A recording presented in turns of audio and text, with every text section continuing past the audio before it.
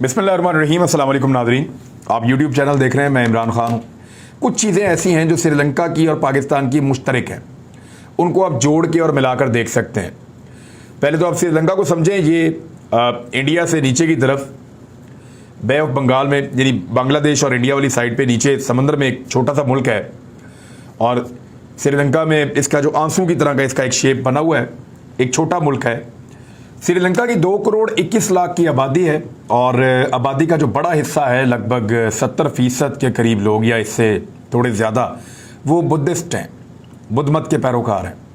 दूसरे नंबर पे हिंदू हैं, जिनकी लगभग परसेंटेज में बनती है 12.6% हिंदू हैं उसमें। और तीसरे नंबर पे मुसलमान हैं जो 10% उनकी आबादी है। फिर क्रिश्चियंस हैं और बाकी मज़ाहिब यहाँ पे नहीं हैं, बहुत थोड़े 0.1% बाकी सारे मज़ाहिब हैं, बहुत ना होने के बराबर। तो इसकी जो टोटल आबादी है वो 2 करोड़ 21 लाख 56 हज़ार की इसकी पॉपुलेशन है और कोई बहुत अमीर मुल्क नहीं है। इसका ज़्यादा इन्हिसार जो था वो तिजारत के ऊपर और साथ ही साथ उसके ऊपर था, सियाहत के ऊपर, क्योंकि सयाह श्रीलंका में बहुत आते हैं। इसके बीचेस बहुत खूबसूरत हैं, यहाँ के लोग मेहमान नवाज हैं।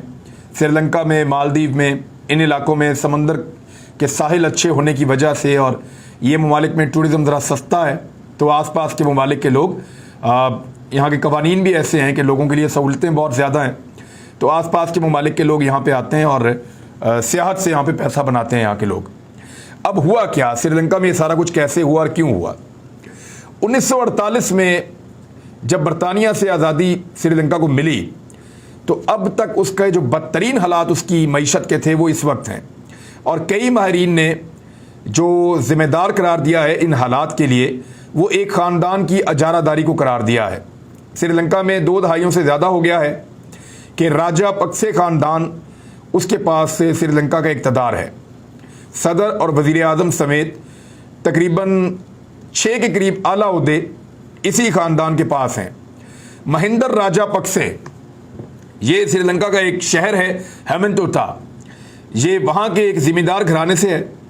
और महिंदा राजापक्से या महिंदर राजापक्से जो है, ये पहली मरतबा 1970 में रुकन पार्लियामेंट मुंतखब हुए थे।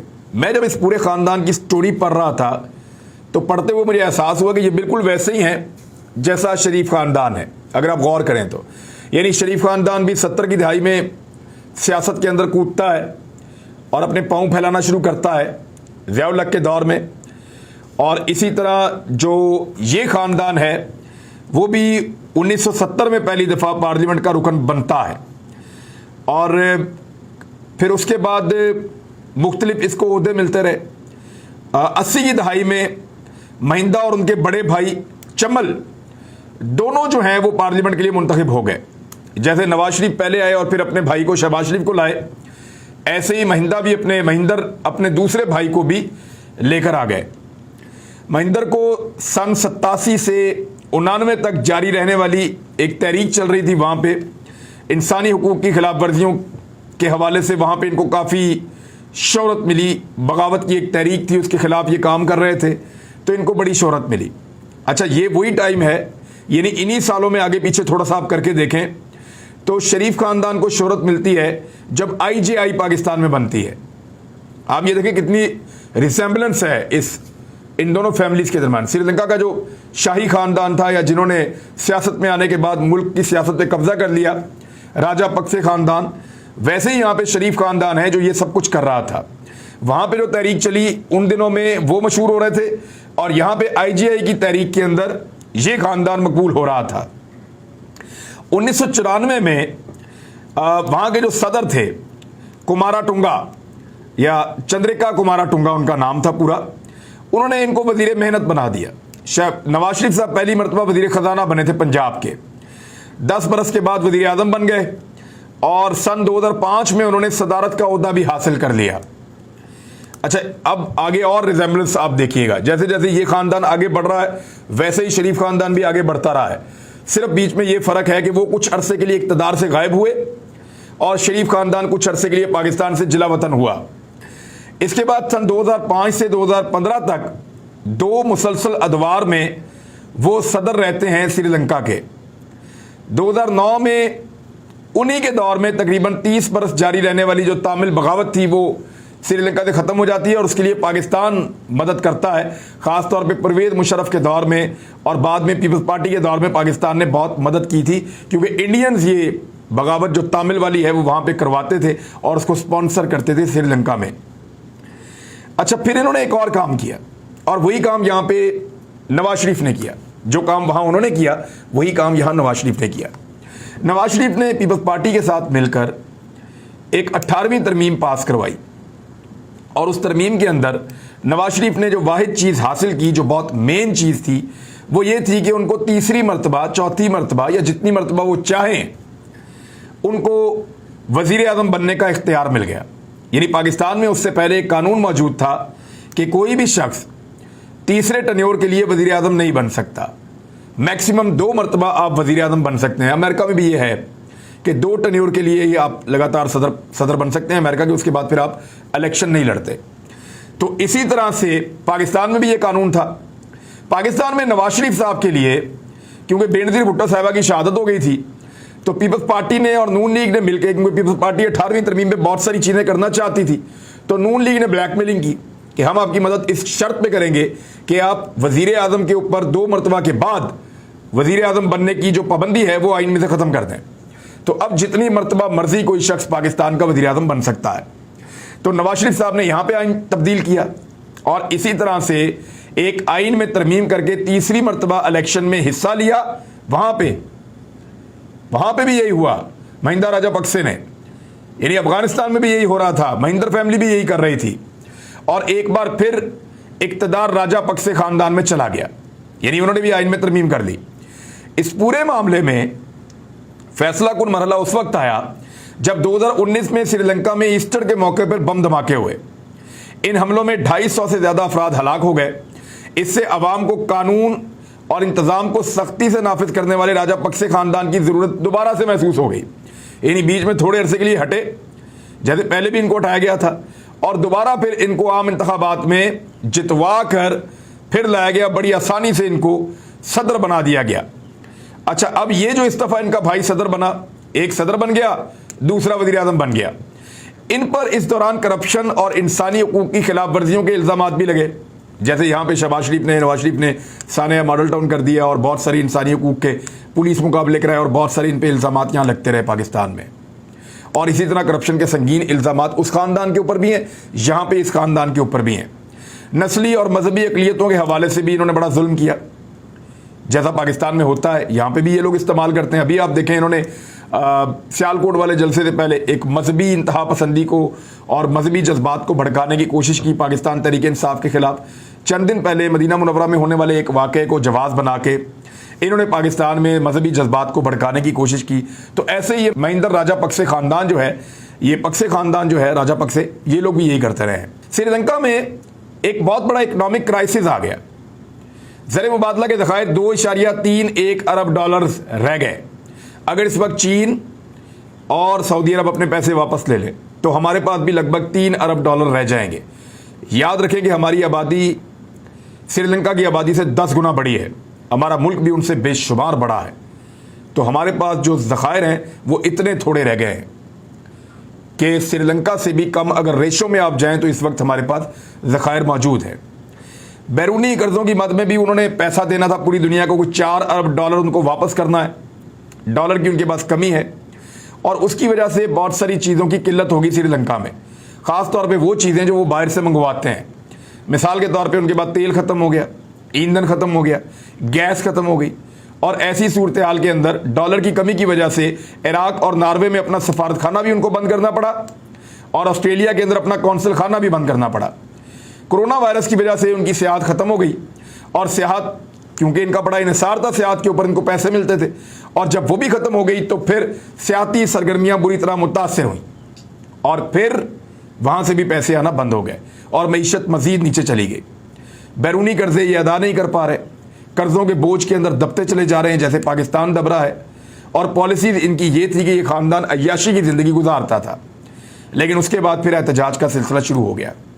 इनकी माशी पॉलिसियों से तंग आकर लोगों ने एहतजाज शुरू किया। इन्होंने कुछ ऐसे टैक्स इक़दामात किए जो उल्टे लोगों के गले पड़ गए और श्रीलंका पहले की निस्बत लगातार नीचे की जानिब बढ़ता गया।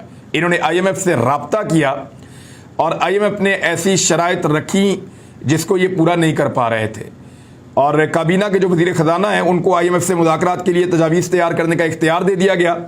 वो आइंदा आलमी मालियाती इदारे से गुफ्तगू का आगाज़ करेंगे।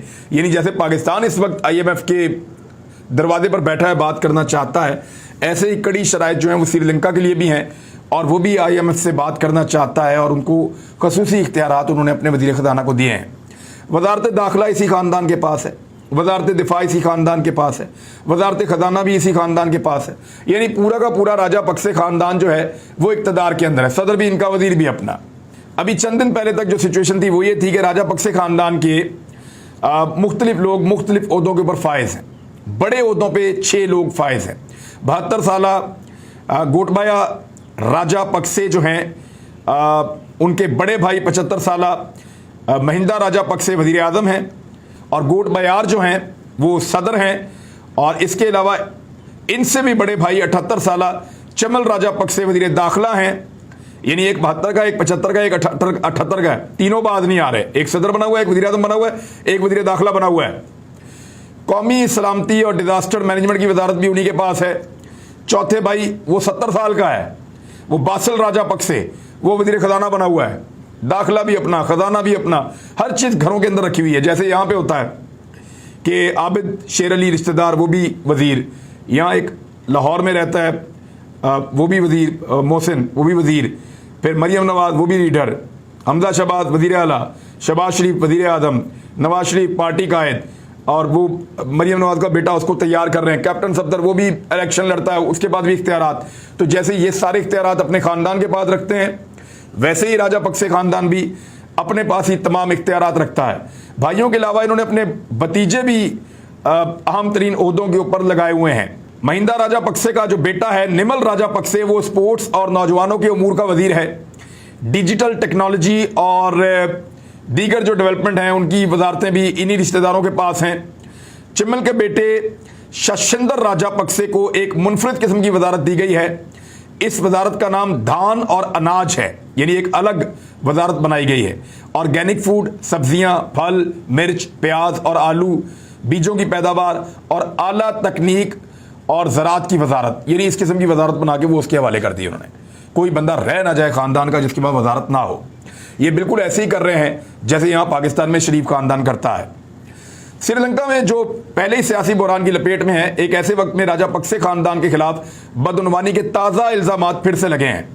एक तहकीकात के मुताबिक वज़ीर आज़म महिंदा राजापक्से के बेटे और सदर गोताबाया राजापक्से के भतीजे निमल राजापक्से को मुबैना तौर पर ऑस्ट्रेलवी फर्म है एक, उसका नाम है एस्पेन मेडिकल, उससे 1 मिलियन यूरो से ज़्यादा की अदायगियाँ मौसूल हुई हैं। ये रिकॉर्ड उनको मिल गया है कि ये इन्होंने कोई डील की और वहाँ से इन्होंने कमीशन कमाए हैं। बहुत सारे इनके ऊपर करप्शन के इल्ज़ामात हैं। कोरोना की वबा के दौरान भी इनके ऊपर इल्ज़ामात लगते रहे करप्शन के।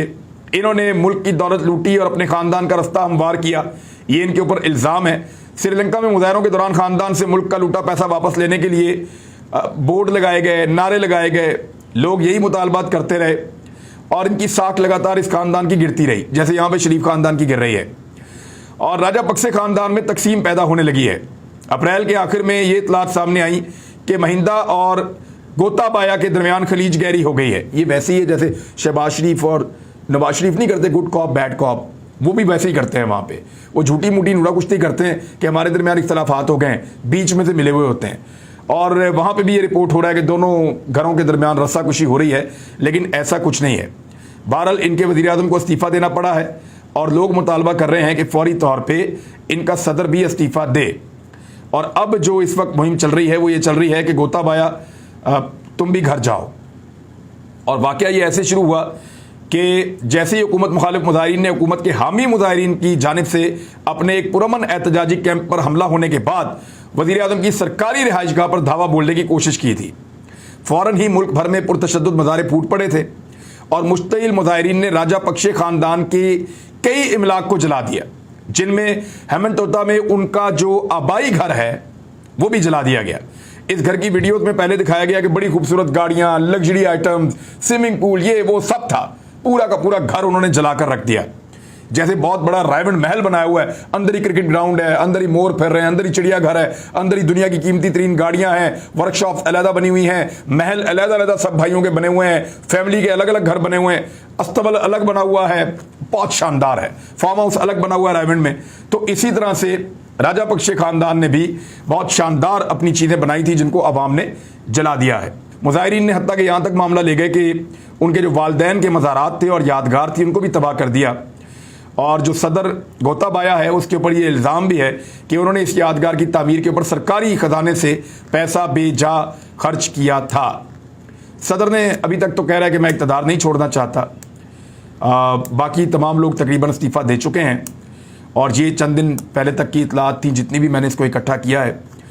और चाइनीज़ इनको एक बात कहकर छेड़ते हैं, यानी चाइनीज़ जब यहाँ पे आए कारोबार करने के लिए तो उन्होंने देखा कि हर अहम तरीन ओहदे के ऊपर राजापक्षे ही बैठा हुआ है।